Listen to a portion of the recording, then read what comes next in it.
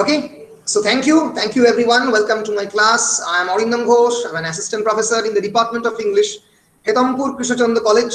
Welcome to my class. This is my 6th semester class of CC 14, and this is probably my first class on Derek Walcott's A Far Cry from Africa. So I welcome you all to my class. Thank you everyone for your patience and attention. Let us begin. A Far Cry from Africa by Derek Walcott. Now, A Far Cry from Africa is a text of probably 24 lines written by Derek Walcott. It's a poem. It's definitely a post-colonial poem in the sense that it tries to depict the anxiety of a British West Indian poet. Remember, by the birth origin, he is an African West Indian, he is a British. So that's that kind of anxiety inside him, this kind of conflict between a Britisher as well as an West Indian or an African is running throughout the entire poem. এই যে post colonial ডায়াসপোরাতে থাকা একটা মানুষের মধ্যে যে anxiety, সেই অ্যাংজাইটির reflection a far cry from Africa. It's written in the background of the Mau Mau uprising or Mau Mau rebellion in Africa. Mau Mau rebellion কি সেই বিষয়টা আমরা একটু পড়ার চেষ্টা করব. তার আগে আমরা যেটা করব, এই ফার ক্রাই ফ্রম আফ্রিকা যে বেসিক ব্যাকগ্রাউন্ড, যে বেসিক কনটেক্সট, সেই কনটেক্সটের দিকে আমরা একবার তাকিয়ে নেবার চেষ্টা করব. তোমরা সবাই স্ক্রিন দেখতে পাচ্ছ? স্ক্রিন দেখতে পাচ্ছ? হ্যাঁ স্যার, পাচ্ছি। হ্যাঁ স্যার। মা আমাকে একটু জল দিলে তো। Derek Walcott's 1962 poem. It's a poem published in 1962, A Far Cry from Africa. It responds to the Mau Mau uprising in Kenya. We know Kenya. Kenya is a colonized state in Africa, basically. Mau Mau, what is Mau Mau uprising? It's a guerrilla warfare fought by the native Kenyans against the British colonists from 1952 to 1960. 1952 থেকে 1960 এর মধ্যে এই মাও মাও uprising কেনিয়াতে যে gorilla warfare হয়েছিল between the Kenyan tribe, Kenyan উপজাতি, আমরা একবার দেখে নেব মাও মাও আপরাইজিং এর কয়েকটা হিস্টোরিক্যাল ডিটেল। 1952 1960, অনেকে বলে কেনিয়া এমার্জেন্সি, মাও মাও রিভোল্ট হয়েছিল। It is actually a war in the British Kenya colony between Kenya Land and Freedom Army, KLFA, একটা অ্যাসোসিয়েশন যারা মাও মাও বলে পরিচিত, যারা ব্রিটিশ অথরিটিদের এগেইনস্টে লড়েছিল। আমরা যখন এই কবিতাটা পড়ব, আমরা একটা স্পেসিফিক উপজাতি বা উপজাতির মানুষদের কথা শুনবো। তাদের নাম হচ্ছে কিকিউ পিপল। এই এছাড়াও মেরু পিপল, এম্বু পিপল, এরা প্রত্যেকেই বিভিন্ন কেনিয়ার উপজাতি। তোমরা যখন সাউথ আফ্রিকান ক্রিকেট টিমকে খেলতে দেখেছো, তোমরা জুলু উপজাতি, এম্বু উপজাতি, এরকম বিভিন্ন উপজাতির নাম শুনেছ। এই উপজাতিগুলো আফ্রিকাতে তো একটা ট্রাইব নয়, there are many tribal communities in Africa. So এতগুলোই ট্রাইবাল কমিউনিটি নিয়ে একটা ট্রাইবাল নেশন হচ্ছে আফ্রিকা। এবং ধরা যাক একটা দেশ কেনিয়া, সাউথ আফ্রিকা, এর মধ্যেই মানে 4-5টা variety of many national identity রয়েছে। এই জন্যই কিন্তু Africa as a post colonial nation অনেকেই বলেছিল যে হয়তো বেশি দিন সার্ভাইভ করতে পারবে না, তার কারণটা এতগুলো উপজাতি, all these kind of sub-tribes, they have their own agenda, they have their own demands from the British authorities. এবং আফ্রিকা আমরা যদি দেখি আর কি, পুরো আফ্রিকান কলোনিটা দুটো ভাগে বিভক্ত ছিল, দুটো দেশের মধ্যে। একটা হচ্ছে ফ্রান্স, বেলজিয়াম থেকে শুরু করে সুদান থেকে শুরু করে পুরো ফ্রান্সের আন্ডারে ছিল, আর একটা ব্রিটিশদের আন্ডারে ছিল। So it's always a conflict torn nation. একটা দুটো ইউরোপিয়ান পাওয়ারফুল জাতির দ্বারা অত্যাচারিত টর্চার্ড নেশন হচ্ছে আফ্রিকা। সেই আফ্রিকার কেনিয়ান উপজাতিদের নিয়ে এই কবিতা লেখা, তাদের কনফ্লিক্ট, তাদের পেন, অ্যাংজাইটি, তাদের ডেথ, তাই নিয়ে এই কবিতা লেখা। কবিতার historical context, a far cry from আফ্রিকার হিস্টোরিক্যাল কনটেক্সট, মাও মাও আপরাইজিং। মাও মাও আপরাইজিং 1952 to 1960 কাদের মধ্যে হয়েছিল? It's war in the British Kenya colony between the Kenya Land and Freedom Army KLFA and the British Authority. আমরা জানি কেনিয়ার কলোনাইজেশন হয়েছিল অনেক পরে 1920 সালে, তার আগে কিন্তু হয়নি। 1920 থেকে আর কেনিয়া স্বাধীনতা পায় 1963 সালে। সো 1920 to 1963 এটা হচ্ছে কেনিয়ার কলোনিয়াল পিরিয়ড, এবং তার মধ্যে মাও আপরাইজিং বহু মানুষজন মারা যায়, বিশেষ করে এই কিকিউ পিপলদের একটা বড় অংশ এই ডেথের সঙ্গে লড়তে লড়তে মারা যায়। এবং এর ফলে যেটা এই আর্মিদের সঙ্গে লড়াই করতে করতে এদের মৃত্যু হয়। এর ফলে এই মানুষদের মৃত্যু নিয়ে এই fur cry from Africa, which is a very very important text. So আমরা আরেকটু কনটেক্সট দেখে নিই। The speaker implied to be from a colony. Speaker is a colonized people. Just as Walcott himself, the speaker, the bolche narrator of this particular text, is almost an autobiographical representative of the Walcott himself. Walcott in Niger Protichhobi jeno, who has both the African and the English heritage. And although the speaker hates colonial rule, he also bristles against the gruesomeness of the rebellion. এবার একটা খুব important জিনিস কিন্তু এই টেক্সটের মধ্যে ঘটেছে।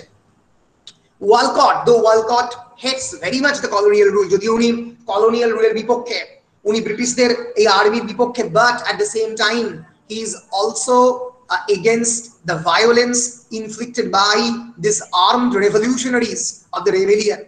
এই বিদ্রোহ যারা করেছে এই উপজাতিরা, তাদের যে অস্ত্র নিয়ে রেবেলিয়ন এবং এত মানুষ মারা যাচ্ছে, এইটাও কিন্তু অথারের মনে একটা ডিপ কনফিউশন ক্রিয়েট করছে। আমরা একদম কবিতার শেষ দিকে দেখবো ওয়ালকট বলবেন, আমি কোন দিকে আমি জানি না, আমি I am an African, West Indian মানে basically African born, I am an African born, but I really don't no.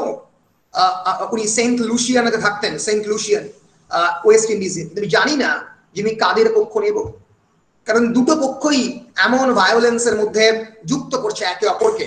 এই মাও আপরাইজিং এর পরপরই কিন্তু আফ্রিকার কেনিয়ার স্বাধীনতা আসে আর কি, কিন্তু আমি জানি না যে আমি কোন পক্ষ নেব। এবং এই কবিতাটা শেষ হবে এই deep sense of ambivalence, AMBIVALENC, ambivalence means ambiguity, confusion, and sense of confusion regarding his loyalties, whom he is loyal to. And ultimately the poem treats both the violence in Kenya and the speaker's own conflicted identity as part of the legacy of the colonialism. আমি post colonialism পড়াতে গিয়ে বলেছিলাম, যারা এই বাবু সম্প্রদায় ভারতবর্ষে যারা তৈরি হচ্ছে, যারা ইন্ডিয়ান ইম্পেরিয়াল সার্ভিস পাস করে ইন্ডিয়ান অ্যাডমিনিস্ট্রেটিভ সার্ভিসের মধ্যে ঢুকছে, ব্রিটিশদের শাসনের মধ্যে তারা এক একজন বড় বড় অফিসার হচ্ছে, তাদের মধ্যে কিন্তু একটা হাইব্রিডিটি, যেটা ভাবার থিওরি চলে আসছে। They are not very much sure যে তারা কোন পক্ষ নেবে, ব্রিটিশদের পক্ষ না তাদের নিজস্ব ভারতীয়দের পক্ষ। ফলে একজন শিক্ষিত কলোনিয়াল আইডেন্টিটির personality always they are suffering from this kind of deeper sense of the ambivalence and confusion. তারা জানে না তারা কি করবে, তারা ভিতরে ভিতরে ভয়ঙ্কর ভাবে এই deeply inflicted and conflicted and conflict ridden.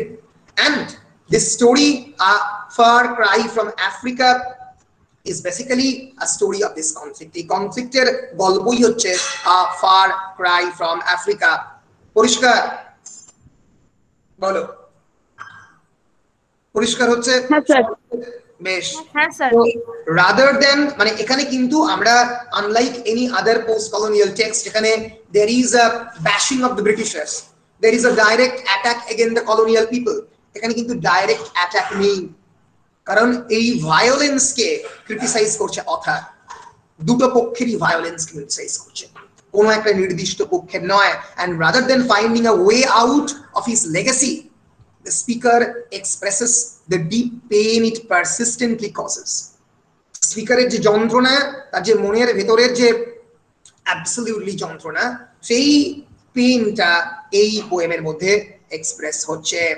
আমি তোমাদেরকে একটা মেটেরিয়াল দিয়েছি যেখানে ডেরেক ওয়ালকটের ব্রিফ ইন্ট্রোডাকশন, তার সঙ্গে সঙ্গে text of the far cry from Africa এবং historical context of the poem, যার কথা আমি বলছিলাম সেইটা, এবং তার সঙ্গে সঙ্গে central idea, form and tone, এবং প্রত্যেকটা লাইন ধরে ধরে লাইন 1 to 3 4 to 6 তার একটা সামারি রয়েছে।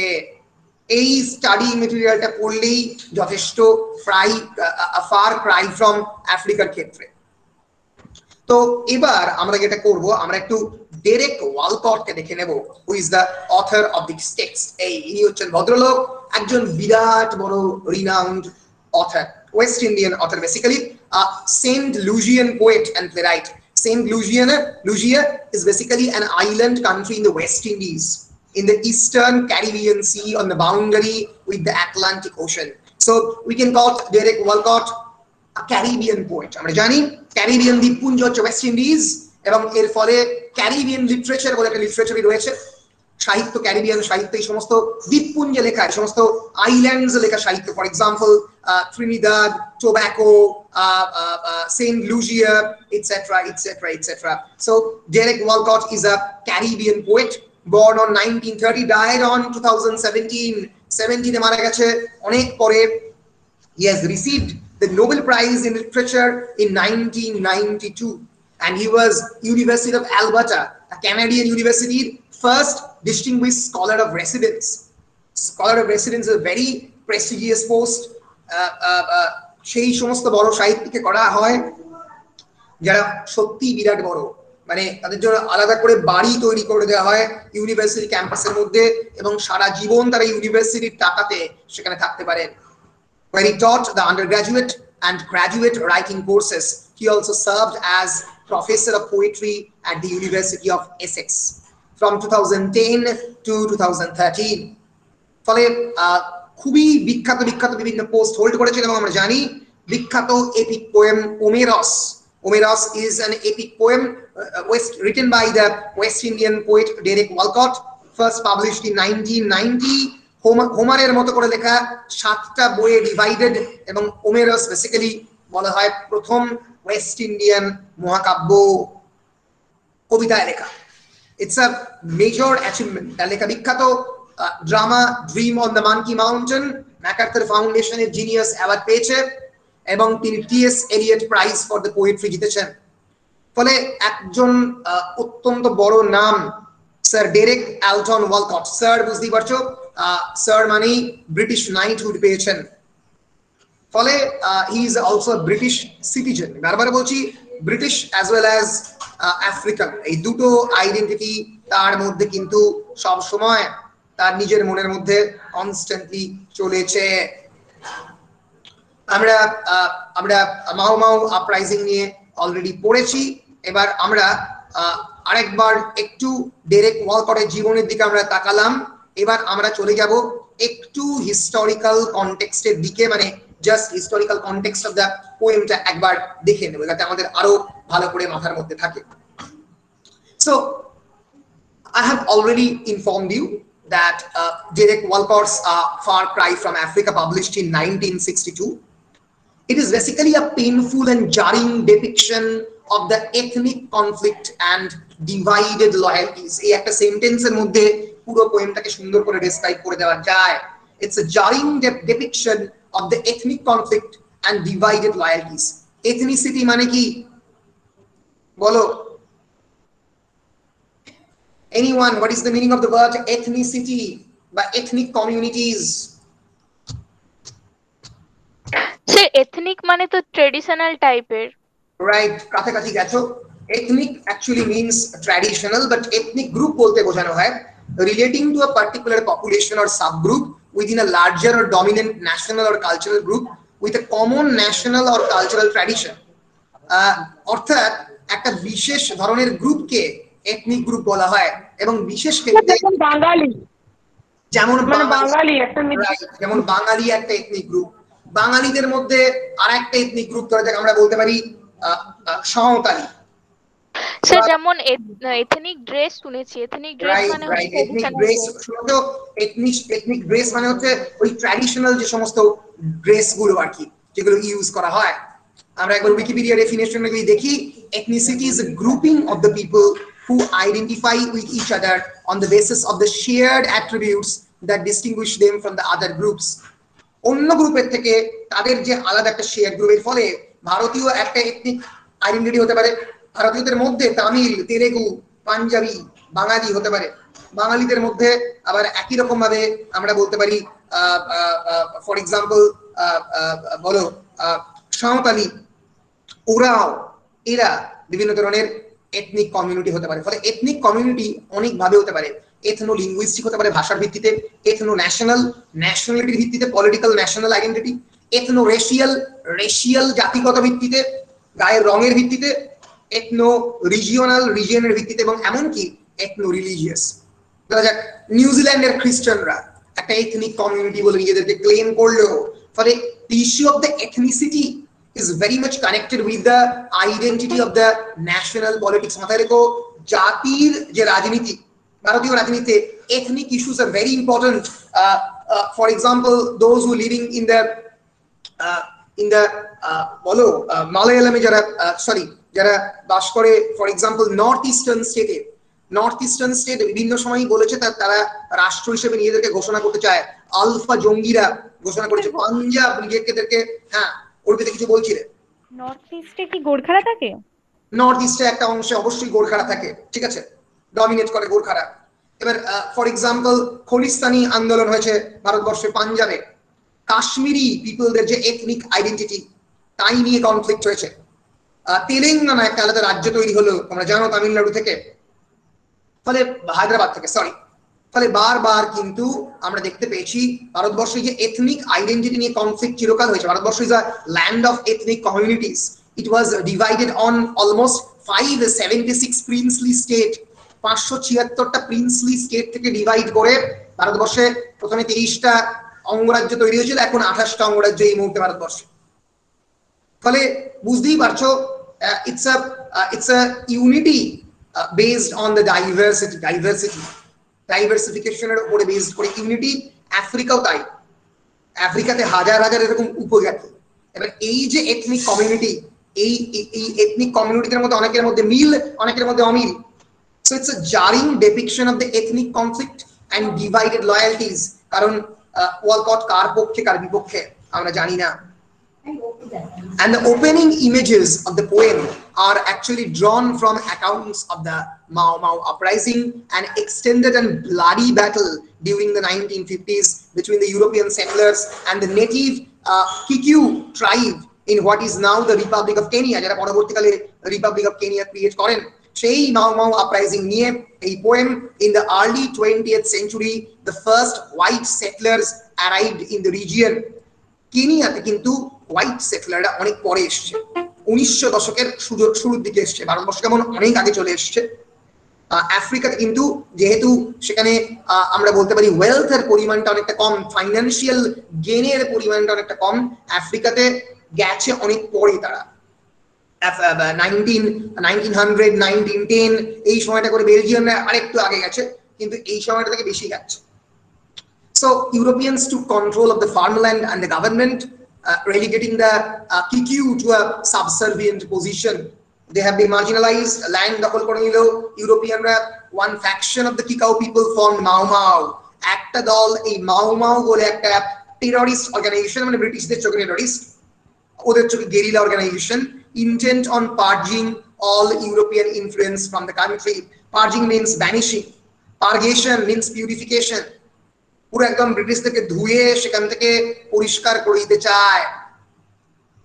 But less strident Kikuyus attempted to either remain neutral or help British defeat Mau Mau. কিন্তু কয়েকজন কিকাউ আইদার নিউট্রাল ছিল, আবার অনেককে হেল্প করেছিল ব্রিটিশদেরকে মাও মাওদের উৎখাত করতে। ফলে আমি যেটা বারবার বলি, যে কোনো একটা কমিউনিটির মধ্যে ডিভিশনটাকে ইউজ করে ব্রিটিশাররা, নাহলে কোনোদিনই এই 33 কোটি জনগণকে তারা ওই কয়েকজন 33,000 জন নয় সারা ভারতবর্ষে নিয়ন্ত্রণ করতে পারতো না। So the ongoings in the Kenyaর যে ঘটনাগুলো, these magnified any internal strife within the poet concerning his own mixed heritage, and Walcott has both African and European roots. আমরা জানি ওয়ালকটের নিজের মধ্যে আফ্রিকান এবং ইউরোপিয়ান দুটো রুটই আছে। His grandmothers were both black and both grandfathers were white, so they are basically Creole, a hybrid race. In addition, at the time the poem was written, the poet's country of birth, the island of the Saint Lucia, was still a colony of the Great Britain. এর উপরে তিনি যেখানে জন্মেছেন West Indies, was a colony of the Great Britain.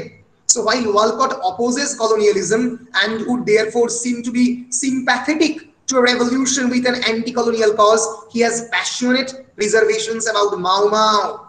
They are reported to be extremely violent. For age conflict, once in the one side, he is very much sympathetic to the revolutionary cause, to the anti-colonial stance. But at the same time, he has actually his own kind of prejudice regarding the Mau Mau, because they are very much extremely violent to the animals, to the whites, to the Kikau, and Kikau perceived as traitors to the Mau Mau cause. এবং মাথায় রাখতে হবে এই কিকাউদের একটা বড় অংশকে কিন্তু মানে মাওমানদের একটা অংশ হচ্ছে কিকাউ, কিন্তু কিকাউদের একটা বড় অংশ কিন্তু মাওমানরা আবার যারা এই মাওমাওয়ের রেবেলিয়নে পার্টিসিপেট করেছিল তারা পছন্দ করতো না, কারণ কিকাউদের অনেকে ইনফরম্যান্ট হিসেবে কাজ করেছিল, ফলে নিজেদের কমিউনিটির লোককে অনেকে মেরে দিয়েছিল এরা।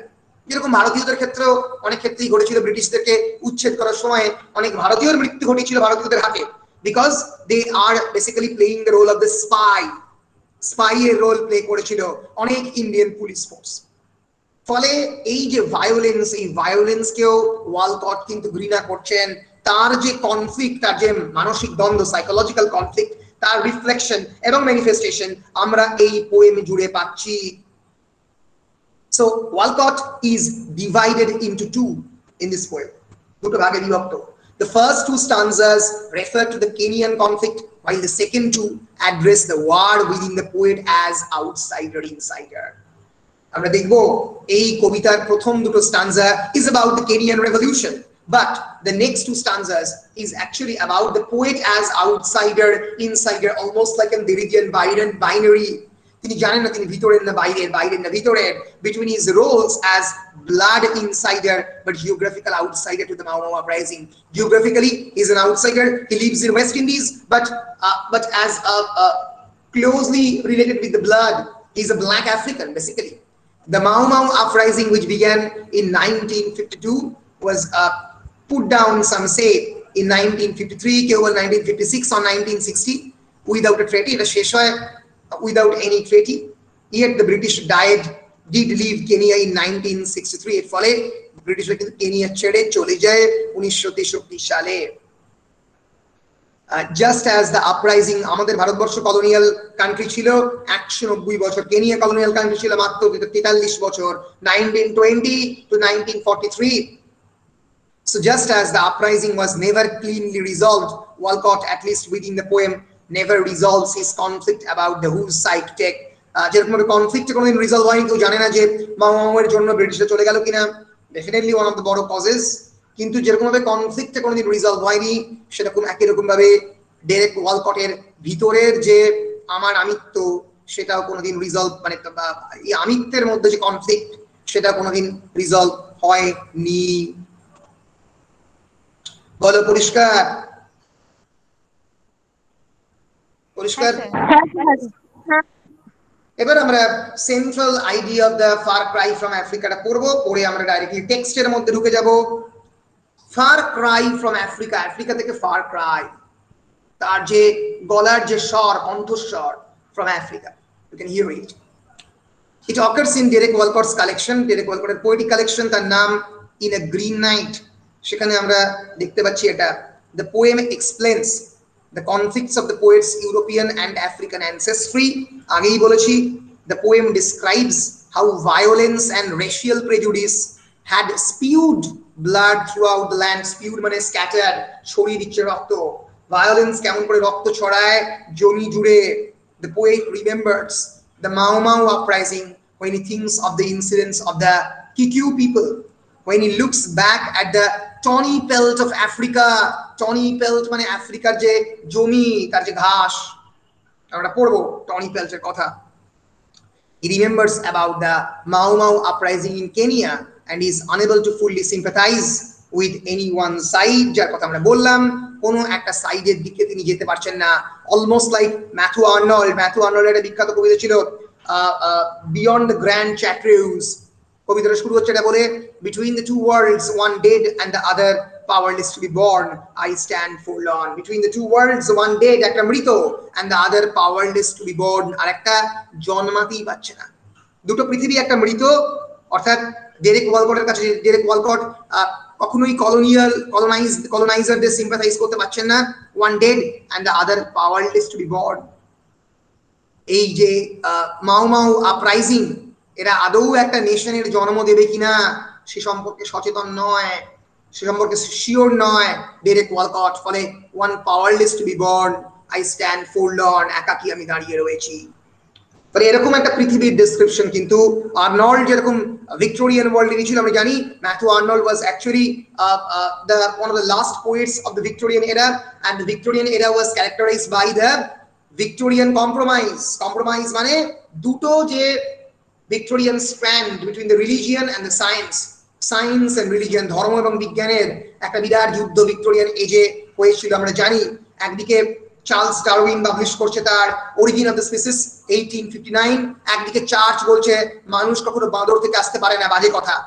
তাহলে এর মধ্যে কিন্তু অনেক বড় বড় পোয়েট, টেনিসন থেকে শুরু করে ব্রাউনিং থেকে শুরু করে এই রিলিজিয়ন এবং সায়েন্সের যে দ্বন্দ্ব তার মধ্যে আটকে গিয়েছিলেন। এরকম যে দ্বন্দ্ব, কলোনাইজার খারাপ লোক, কিন্তু কলোনাইজরা কি মানুষজনকে এরকম ভাবে ইনোসেন্ট মানুষজনকে ভায়োলেন্টলি মেরে ঠিক কাজ করছে, এই দুটো দ্বন্দ্বের মধ্যে আটকে পড়েছেন ওয়ালকট নিজে। আমরা আশা করছি পোয়েমের ব্যাকগ্রাউন্ডটা সুন্দর করে মোটামুটি পড়ে ফেলেছি। কোন ব্যাকগ্রাউন্ডে এই পোয়েমটা লেখা হচ্ছে, আমরা ডাইরেক্টলি এবার টেক্সটের মধ্যে যাব। আ ফার ক্রাই ফ্রম আফ্রিকা, এবং টেক্সট পড়তে পড়তে আমরা লাইনগুলোর সামারি পড়তে পড়তে যাব। বলো টেক্সটের ব্যাকগ্রাউন্ড নিয়ে কারো কোনো এনি কোয়েশ্চেন্স, এনি কনফিউশনস?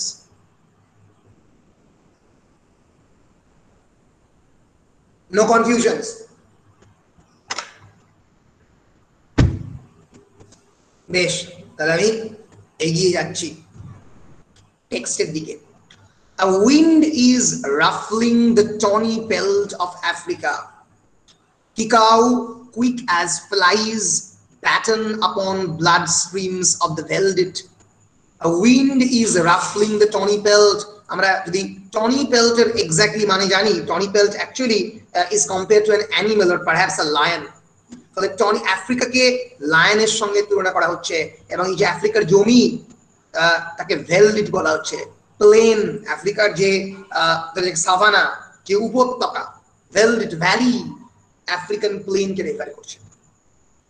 তাহলে wind is ruffling the tawny pelt of Africa, একটা মানে আফ্রিকাতে যেটা হয় খুব জোরে বায়ু বয়, এবং সেই বায়ু আফ্রিকার ওই লায়নের যে সিংহের কেশরগুলোকে দুলিয়ে দেয়।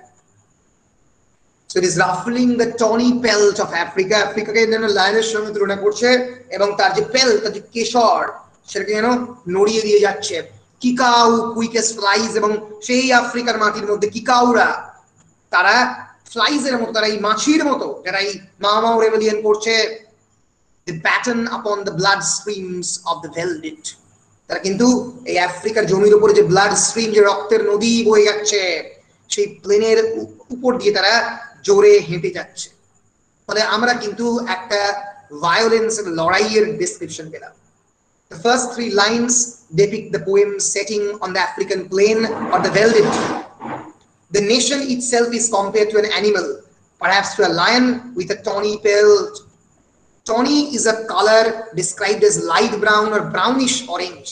আমরা জানি ব্রাউনিশ অরেঞ্জ হচ্ছে লায়নের গায়ের রং।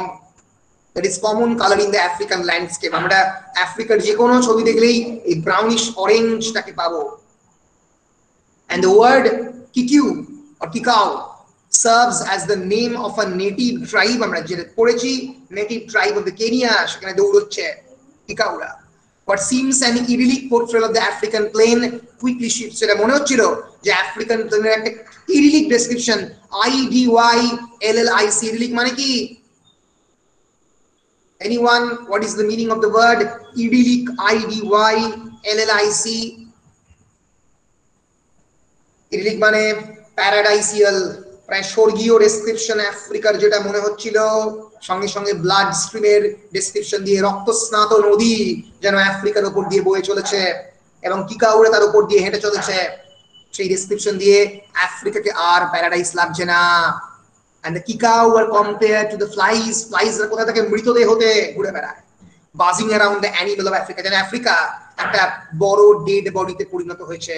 এবং সেখানে কিকাউরা ঘুরে বেড়াচ্ছে। ফলে it's not actually a positive description of the African people, rather it carries a negative description. These kikau are as if who are feeding on the blood, যারা যেন এই মাছির মতো ভন ভন করছে, যেরকম ভাবে মাছিরা একটা বড় মৃতদেহের উপরে ভন ভন করে রক্ত খেয়ে বেঁচে থাকে, eating upon the blood, surviving upon the blood which is present in large enough amounts to create streams. এত blood রয়েছে যেটা নদী বয়ে গেছে। This is the description of the first 3 lines. A wind is ruffling the tawny pelt of Africa. Kikau, quick as flies, batten upon the blood streams of the velvet. আমরা তার পরের লাইনে যাচ্ছি, corpses are scattered through a paradise. একটা ইডলিট paradise, তার উপরে যেন মৃতদেহরা scatter হয়ে রয়েছে। Only the worm, কেবলমাত্র ওয়ার্ম, ওয়ার্ম মানে কীট, পতঙ্গরা, বা আমরা বলতে পারি কৃমি, রাইট, কৃমিরা। কর্নেল অফ ক্যারিয়ান, ক্যারিয়ান মানে রটেন ফ্লেশ, ওয়ার্মদেরকে লেখক বলছেন কর্নেল অফ ক্যারিয়ান। রটেন ফ্লেশের যেটা কর্নেল আমরা জানি, the word cornel is actually derived from the hierarchy of the army. আর্মিতে কর্নেল একটা ইম্পর্টেন্ট পোস্ট, এবং very importantly cornel word is actually hybrid word, French and British দুটোর মিশ্রণ কর্নেল। এবং সত্যি আফ্রিকাতে ব্রিটিশ এবং ফ্রেঞ্চ এই দুটো জাতি রাজত্ব করছে। কেবলমাত্র এই কৃমিরা, কেবলমাত্র পোকামাকড়া, দে আর কর্নেল অফ দ্য ক্যারিয়ান। ক্যারিয়ান মানে রটেন ফ্লেশ, এই পচা মাংসদের কর্নেল। তারা ক্রাই করছে, তারা কাঁদছে। কি বলছে তারা? কেঁদে কেঁদে এই ওয়ার্মরা কি বলছে? এই ওয়ার্মরা বলছে, waste no compassion on this separate dead. যারা মারা গেছে এদের প্রতি কোনো কম্প্যাশন, এদের প্রতি কোনো ধরনের সিম্প্যাথি বা এমপ্যাথি ওয়েস্ট করো না, পুরোপুরি এদেরকে চিবিয়ে গিলে খেয়ে ফেলো। মানে একটা অ্যাবসলিউটলি ক্যারাকাস, ক্যারাকাস মানে ডেড বডি, একটা carcass. Africa has almost been transformed into carcass, প্রায় একটা মৃতদেহে পরিণত হচ্ছে আফ্রিকা। এবং সেখানে তার ভিতরের পোকামাকড় গুলো বলছে যে এই ডেড বডির পেছনে কোনো ধরনের কম্প্যাশন ওয়েস্ট করো না, খেয়ে ফেলো। স্ট্যাটিস্টিক্স জাস্টিফাই অ্যান্ড স্কলার্স সিজ। যারা বড় বড় স্কলার, তারা বিভিন্ন স্ট্যাটিস্টিক্স জাস্টিফাই করবে যে কত কেনিয়ান মারা গেছে, কত ব্রিটিশ মারা গেছে, তার তো জাস্টিফাই করবে। এবং স্কলাররা সিজ করবে, এই সুযোগটাকে ধরে তাদের পোস্ট কলোনিয়াল কথাবার্তা বলবে। The salience of the colonial policy, তারা এই কলোনিয়াল পলিসি নিয়ে কথা বলবে, তাদের স্যালিয়েন্ট ফিচার, স্যালিয়েন্ট মানে বিশেষ যে বৈশিষ্ট্য, তাই নিয়ে বলবে। ফলে Walcott actually shatters the image of a paradise that many associate with Africa by describing the landscape littered with the corpses. মৃতদেহ দিয়ে একদম পূর্ণ হয়ে গেছে, and he adds a sickening detail by referring to a worm or maggot. Maggot আমরা বলি মৃতদেহের মধ্যে থাকে, that reigns in the setting of decaying human flesh, rotting human flesh, carrion. The worm's admonishment, wormরা admonition মানে বকে দেওয়া, wormরা বকে দিচ্ছে যে no west no compassion on these separate dead is puzzling in that it implies that the victims somehow got what they deserved. যারা মারা গেছে তারা কেন সত্যি ডিজার্ভ করে, তারা কেন মারা গেতে ডিজার্ভ করে। এবং the mention of the words justify and colonial policy when taken in context with the preceding 6 lines, আগের 6 লাইনের সঙ্গে যদি আমরা এই কনটেক্সটে নিই, finally clarifies the exact event that Walcott is describing. এই যে colonial policy এর ফলে কি হয়েছে? এই Mau Mau uprising against the British colonists in the Kenya. এই colonial policy and the scholars justify, statistics justify, scholars sees, এখান থেকে আমরা মাও মাও রিবেলিয়নের কথা বুঝতে পারছি। এবং তারপরে ওয়ালকট বলছে, what is that to the white child hacked in bed, to savages expendable as the Jews. এবার ওয়ালকট কিন্তু দুটো পক্ষের কথাই বলছে। তাদের what about the white child, সেই শিশুটা যার গায়ের রং সাদা, সে তো শিশু, সে তো জানে না তার বাবা তার আগের প্রিভিয়াস জেনারেশন কি পাপ কাজ করেছে, তাকে যেরকম বিছানায় হত্যা করেছো, হ্যাকড ইন দ্য বেড, তাদের কথা কে বলবে? একই রকম ভাবে টু দ্য স্যাভেজেস, স্যাভেজ মানে বন্য, ওয়াইল্ড, বন্য মানে কিকাউ পিপল, তারা তো বন্য। এক্সপেন্ডেবল অ্যাজ দ্য জিউসদের মতো, ইহুদিদের মতো যাদেরকে মারা হয়েছে, তাদের কথা কে বলবে? যারা যারা যারা সত্যিকারই কনফ্লিক্টের পার্ট নয়, কিন্তু দ্বন্দ্বের মধ্যে শামিল হয়ে গেছে, যারা ইনোসেন্ট পিপল, কিন্তু their blood streams had actually been flown away through the entire Africa. তাদের কথা কারা বলবে? এই যে ইনোসেন্ট ভিকটিমদের মার্ডার, তাদের কথা কে বলবে? So where earlier the speaker seemed to blame the victims, he now blames those who forced the colonial system onto Kenya and polarized the population. এই লাইনগুলোতে আমরা দেখতে পাচ্ছি যে কলোনিয়াল সিস্টেম যারা তৈরি করেছে তাদেরকেও অ্যাডমনিশ করছে, তাদেরকেও খারাপ চোখে দেখছে। Walcott, they cannot justify their actions, তারা তাদের নিজেদের অ্যাকশনকে জাস্টিফাই করতে পারছে না, because their reasons will never matter to the white child who has been murdered. যে হোয়াইট চাইল্ড মারা গেছে তার উত্তর কারা দেবে? Merely because of his colour. যে হোয়াইট, সে তো রেশিয়াল প্রেজুডিসের শিকার, তার গায়ের রং হোয়াইট বলে তাকে তোমরা মারবে? এটাও তো যাদের গায়ের রং কালো তাদেরকে মারার মতোই খারাপ কাজ। So in retaliation by the Mau Mau fighters or to the savages who in as racist an attitude was taken by the Nazis against Jews, যেভাবে নাজিরা জিউসদের বিপক্ষে যেভাবে আর্মি তৈরি করেছিল এই স্যাভেজদের বিপক্ষে, সেরকম ভাবে ব্রিটিশরা এই একই রকম ভাবে ঝাঁপিয়েছে। So and hence they are called expendables. Expendable মানে worthless. Savages is a controversial term that derives from the French word sauvage, meaning wild, bonno, very a derogatory word. Savage কথাটা জেনারেলি অ্যানিমালদের ক্ষেত্রে ব্যবহার করা হয়, কিন্তু আফ্রিকাতে সাধারণ মানুষকে, কমন পিপলকে ডিনোট করতেও স্যাভেজ কথাটা ইউজ করা হতো। ক্লিয়ার? প্রথম 10 লাইন আমরা পড়ে ফেললাম, এর পরের 10 লাইনের দিকে আমরা যাব। Threshold out by the beaters, the long rushes break in a white dust of ibises. Ibis হচ্ছে আমরা দেখে নেব এক ধরনের পাখি, যে পাখিকে মেরে খেত মাউ মাউ উপজাতিরা। আমরা দেখে নেব একবার। Ibis is a kind of bird, মানেটা তার this bird, a group of long-legged wading birds. Okay, they are the inhabitant of the wetland. একটু ওয়েটল্যান্ডে যেখানে আমরা বলতে পারি জল রয়েছে, সেখানে এই ধরনের পাখিকে পাওয়া যায়।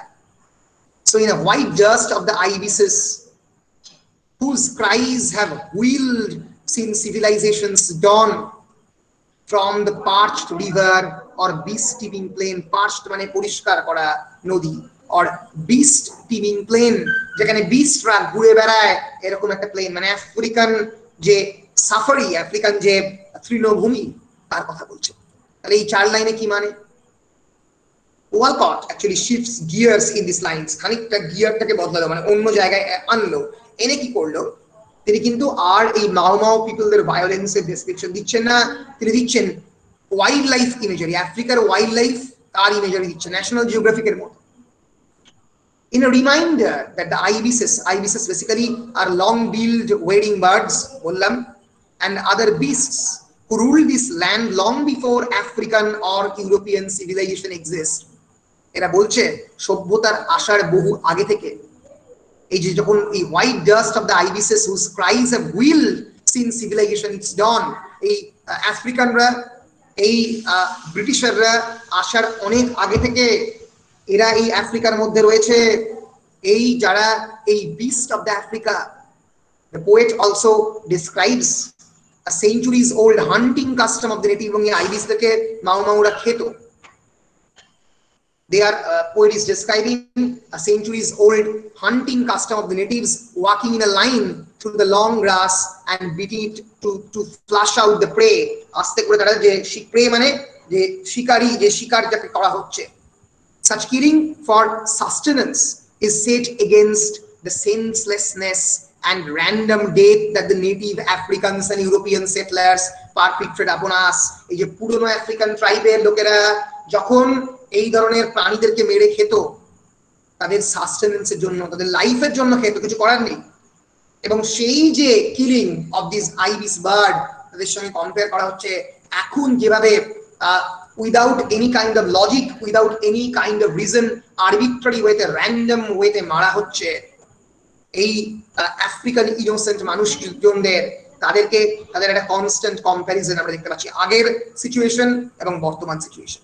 আগের situation was very much innocent, African পিপলদেরকে মারতেই হতো, নাহলে তারা খেতে পেত না, কিন্তু এখনকার situation is deliberate and intentional. That's the author's contention. আমরা এগিয়ে যাব,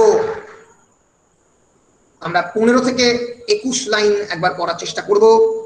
The violence of beast on beast is read as natural law. বিস্টের উপরে একজন জন্তু, জন্তুর উপরে আরেকটা জন্তু, তাকে আমরা ন্যাচারাল ল বলে পড়তে পারি। তার একটা জন্তুর উপরে আর একটা জন্তুর ভায়োলেন্স। গন্ডারকে মারছে বাঘ, বা একজন বাঘকে মারছে একটা শিকারী, that can be read as a natural law, প্রকৃতির নিয়ম, প্রকৃতির আইন।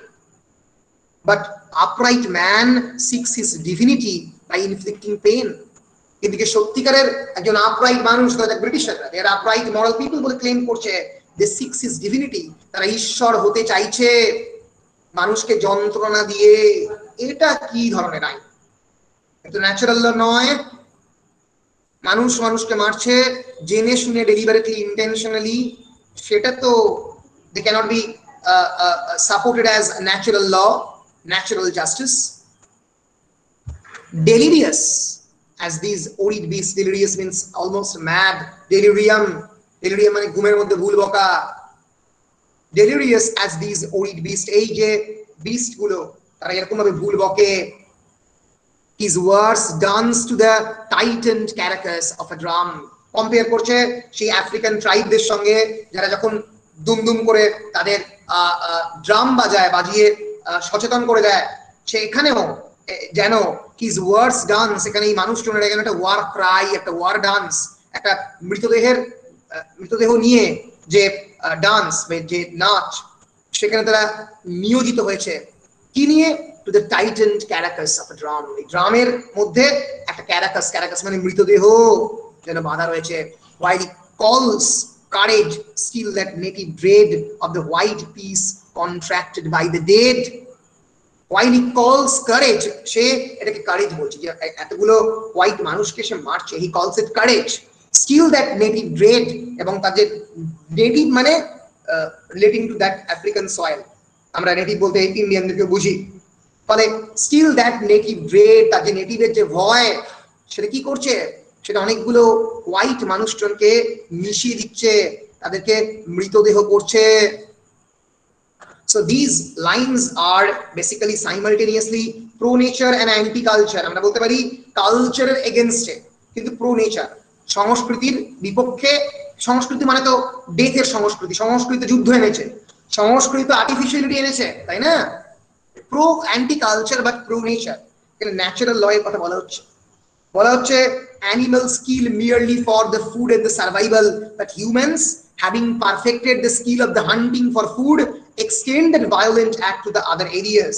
মানুষজন কেবলমাত্র প্রাণীদেরকে হত্যা করেই সেখানে শান্ত নয়। They are actually using force to exert their control. They're using force to exert control, নিয়ন্ত্রণের জন্য ফোর্সকে ইউজ করছে, and prove superiority over other people. They seek divinity by deciding who lives and who dies, কে বাঁচবে কে মরবে, তার উপরে তার ভগবান হওয়া, ঈশ্বর হওয়া ডিপেন্ড করে। And ironically, wars between people are described as following the beat of a drum. এই যুদ্ধকে দুমদুম করে সেই যে আমরা একজন আফ্রিকান ট্রাইব যখন বাজায় তার দামামা, তার সঙ্গে তুলনা করেছে। an instrument made of an animal hide stretched over a cylinder. অ্যানিমালদের যে চামড়া, সেটাকে তো সিলিন্ড্রিক্যাল একটা স্ট্রাকচারের মধ্যে দিয়ে ড্রাম তৈরি করতে আগেকার দিনে।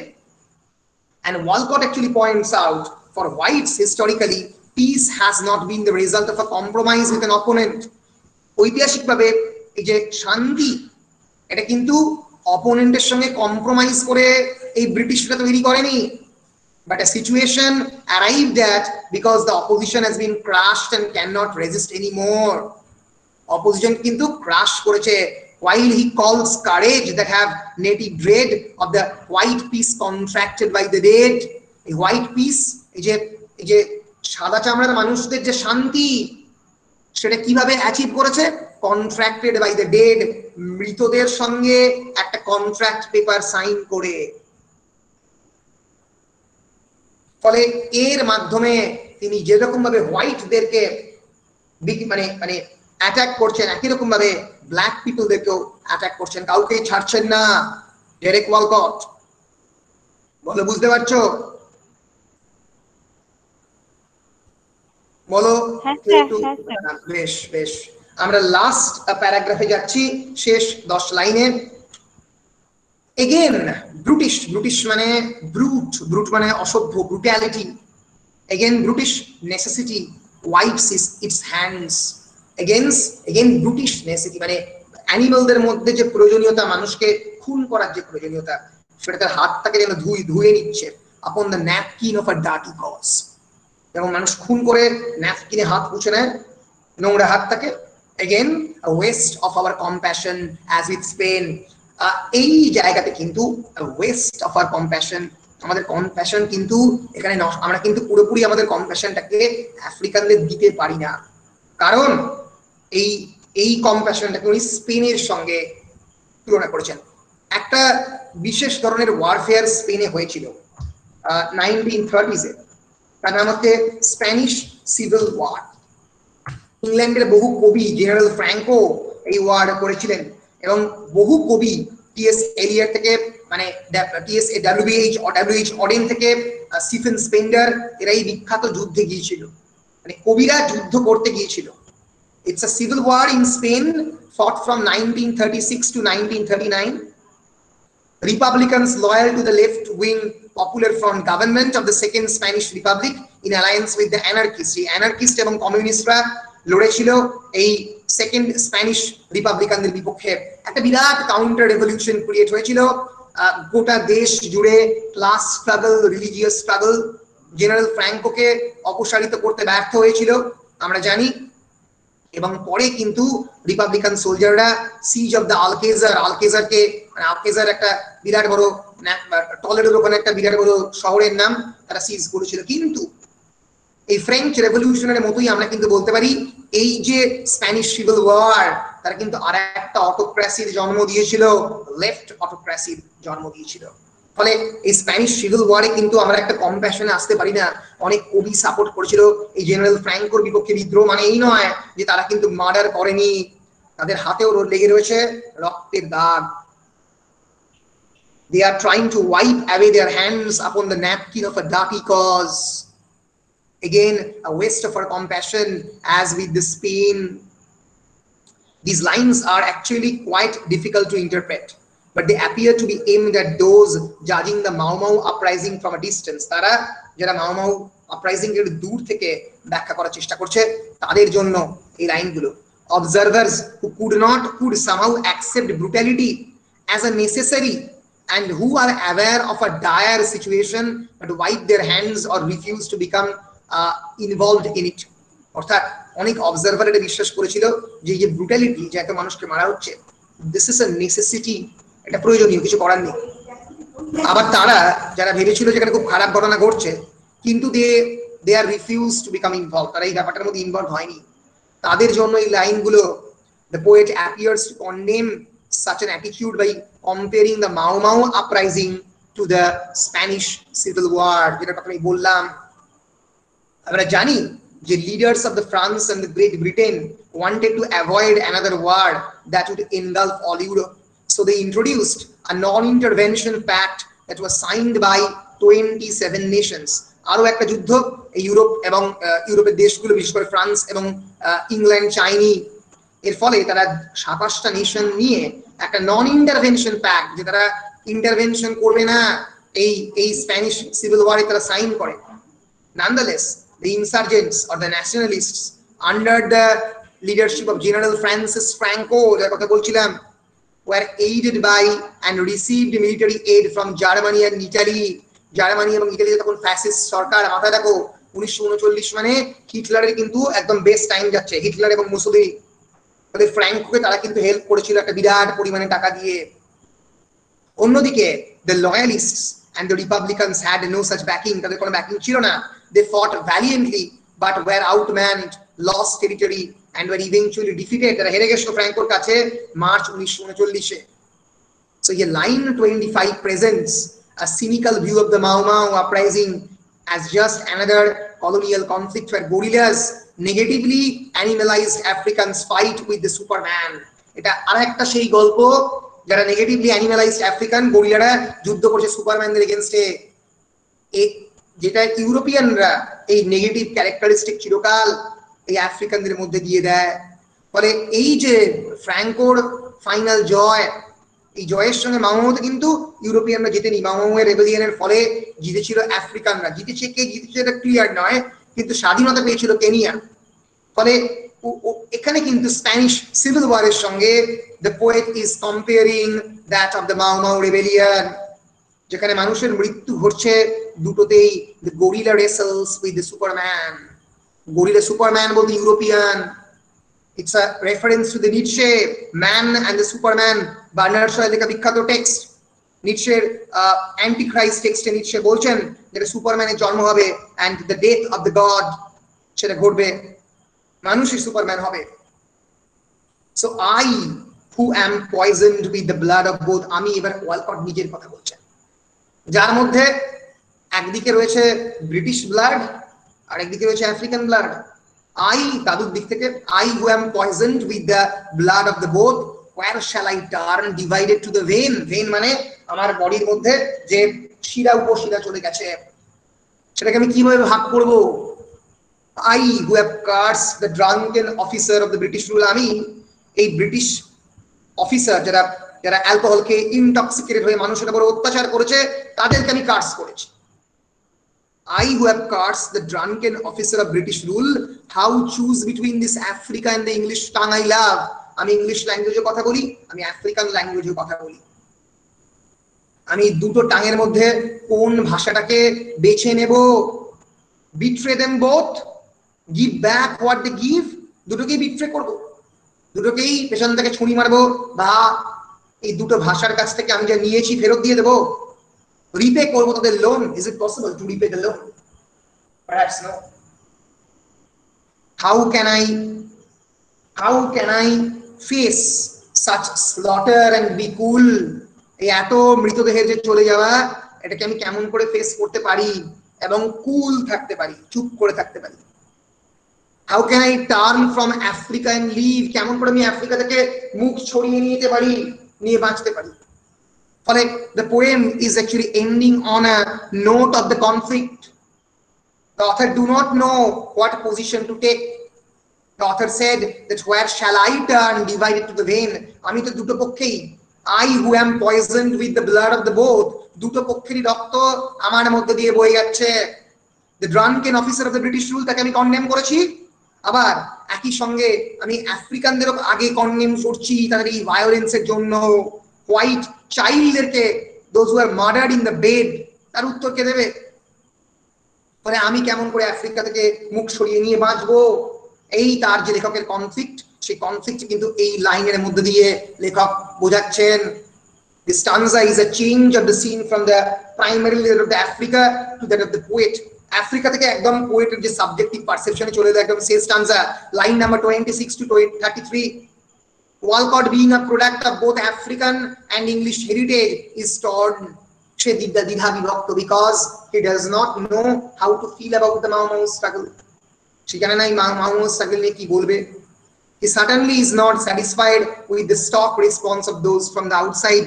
Walcott is sickened by the behavior of the Mau Mau, just as he has been disgusted by the British. তারা Mau Mauদের নিয়েও তিনি disgusted এবং ব্রিটিশদের দ্বারাও তিনি disgusted.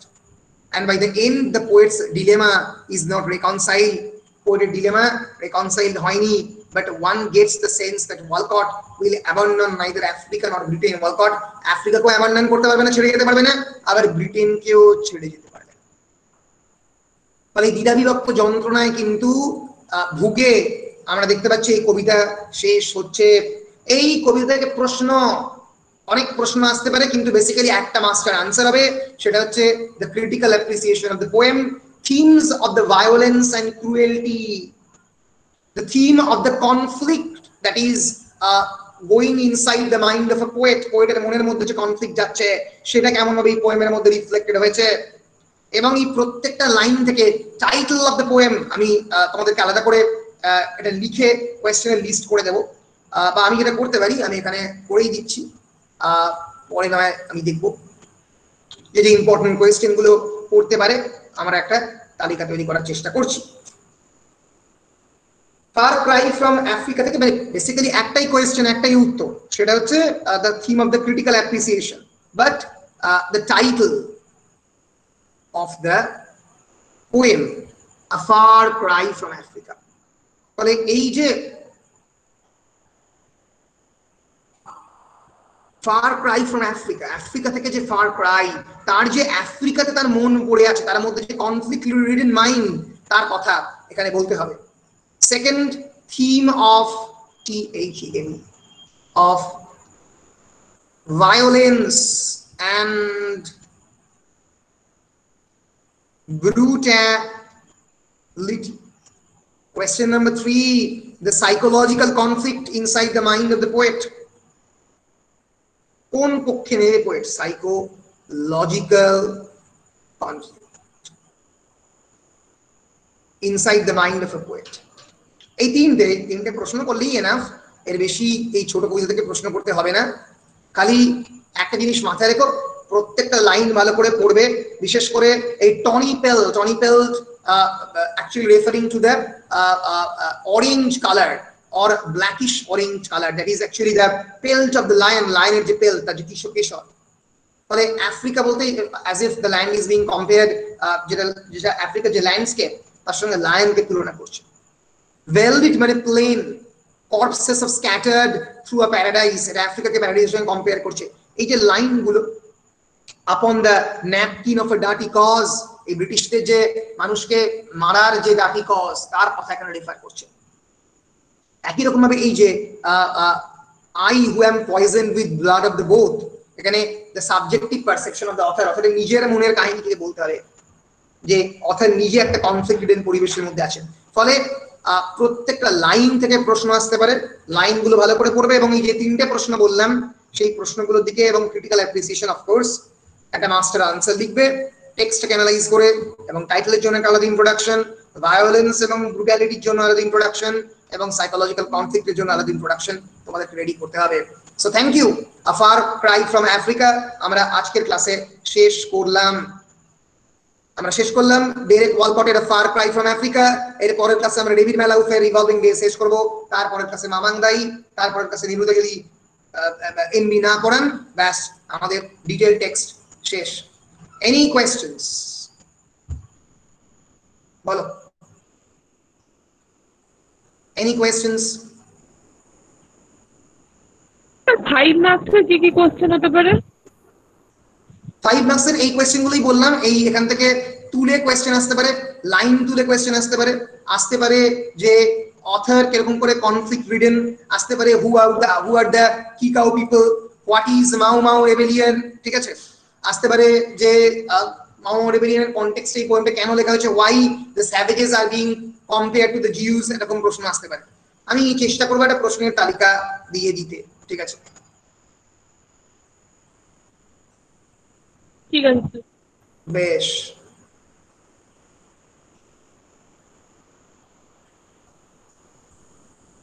বলো আর কিছু?